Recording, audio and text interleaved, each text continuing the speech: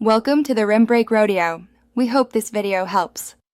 In this video, I will show how to make Samoan turkey tail.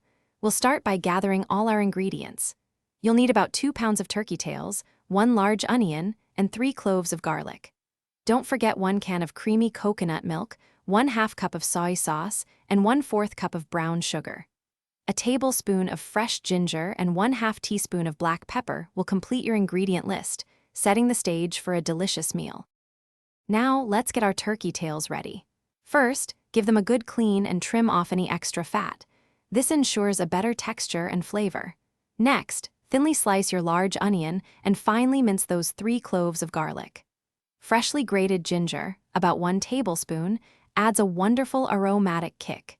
These simple preparation steps are crucial for building the rich flavors of this traditional dish.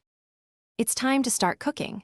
Begin by browning your turkey tails in a large pot over medium-high heat for about 10 minutes until they're nicely golden.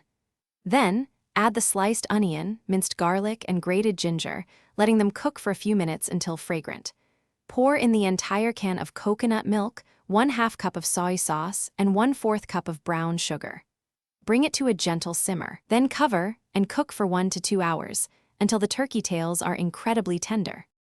Once your Samoan turkey tail is perfectly tender, it's ready to be served. This dish pairs wonderfully with a generous helping of steamed white rice, which soaks up all the delicious sauce. For a touch of freshness and color, garnish with some freshly chopped green onions or cilantro. This rich and flavorful meal is perfect for sharing and offers a taste of traditional Samoan cuisine. Enjoy every savory bite. Thanks for watching. Consider subscribing if we helped you.